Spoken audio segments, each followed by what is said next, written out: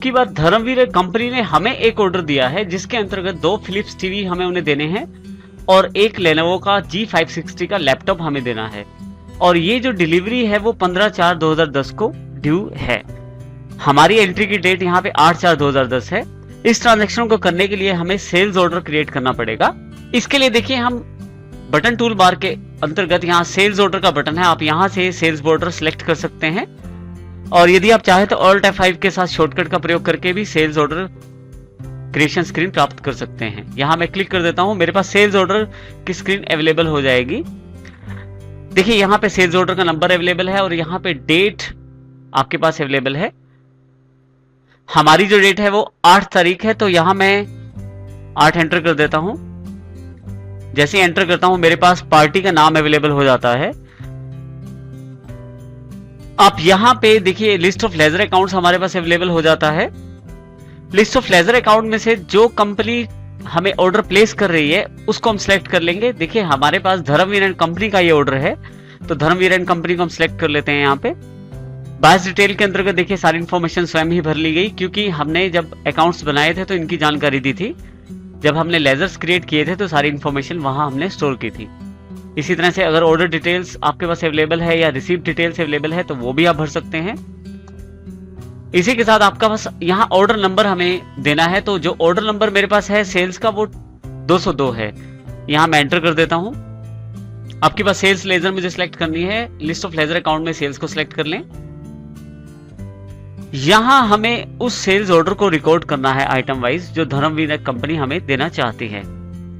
हमारे उदाहरण के अनुसार 2 फिलिप्स टीवी हैं और एक लेनोवो का G560 लैपटॉप है जिसकी ड्यू डेट जो है 15/4/2010 के पास है। इसके लिए हम यहाँ पे सबसे पहले P प्रेस करें तो हमारे पास लिस्ट ऑफ आइटम्स के अंदर फिलिप्स सिलेक्ट हो जाएगा। मैं इसको यहाँ एंटर कर देता हूँ।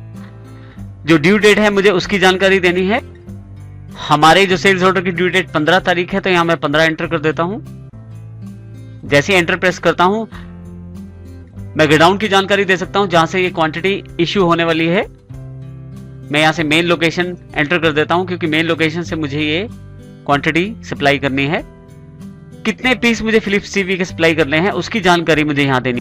मुझे यहाँ 2 फिलिप्स के टीवी सप्लाई करने हैं, तो क्वांटिटी में 2 भर देता हूँ। तो यहाँ देखे स्टैंडर्ड प्राइस में हमने जो सेल प्राइस दिया था वो सेल प्राइस इसने खुद ही सिलेक्ट कर लिया है।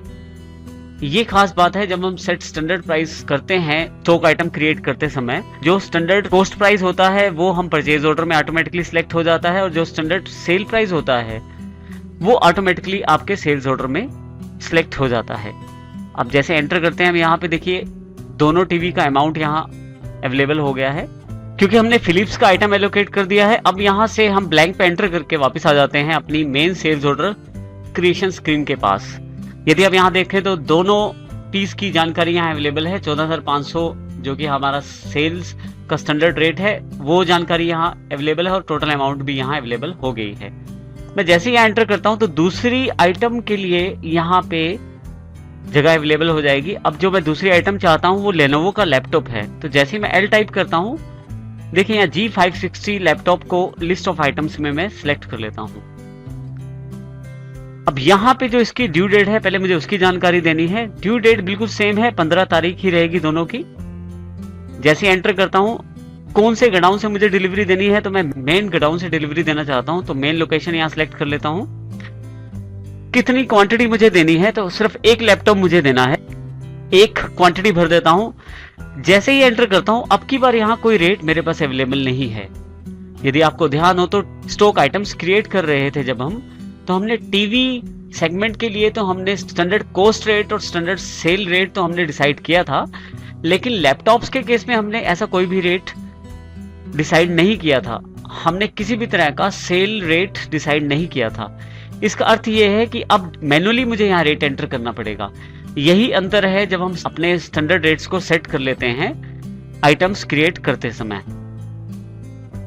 तो इस आइटम की मेरे पास जो कॉस्टिंग थी वो 18,000 रुपए है। इसको मैं 20,500 सेल रेट पे बेचना चाहता हूं, तो यहाँ 20,500 मैं फिल कर देता हूं।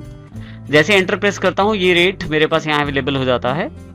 फिर से एंटर करें, अगर कोई और क्वांटिटी या कोई और ड्यून रेट है तो वो जानकारी आप दे सकते हैं नीचे।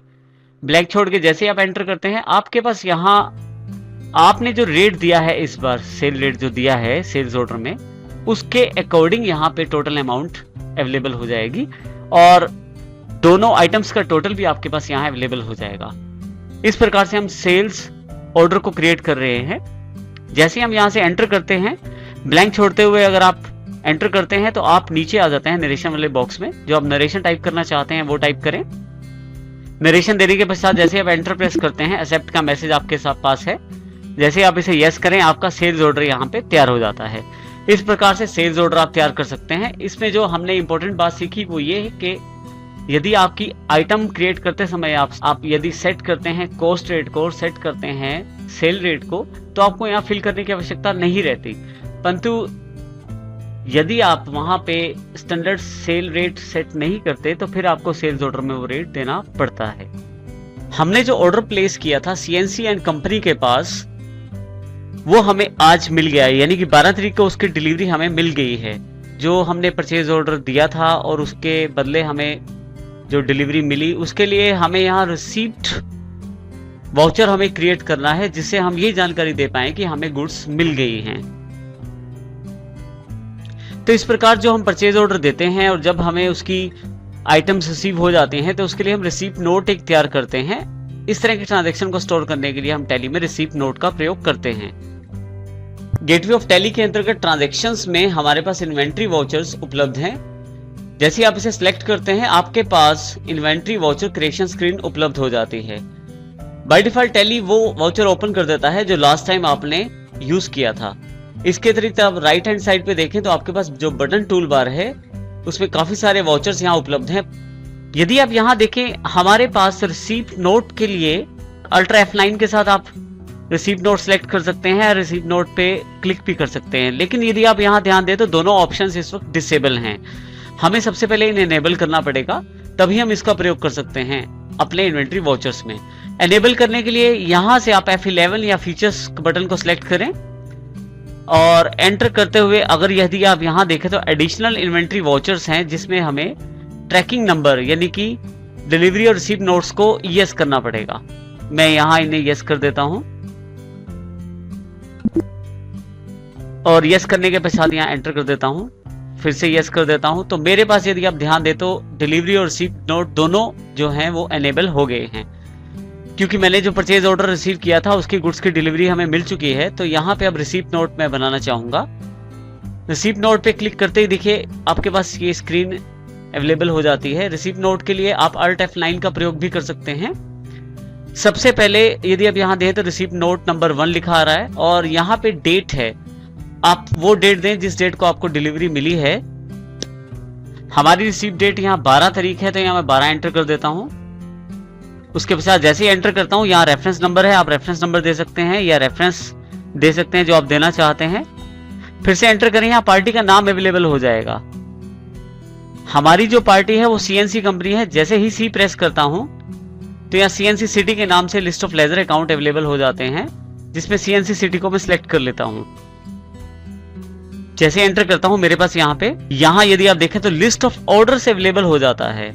अब ये बात बहुत ध्यान रखने वाली है कि हमने परचेज ऑर्डर जो हमने प्लेस किया था उसमें एक ऑर्डर नंबर हमने दिया था, वही लिस्ट ऑफ ऑर्डर्स के अंदर हमारे पास यहाँ अवेलेबल है जो 2 तारीख को हमने प्लेस किया था। जैसे हम इस पे एंटर करते हैं, अगर इसके अतिरिक्त और कोई ऑर्डर है तो आप वो भी ले सकते हैं, लेकिन यहाँ अब मैं एंड ऑफ लिस्ट ले लेता हूँ यहाँ पे।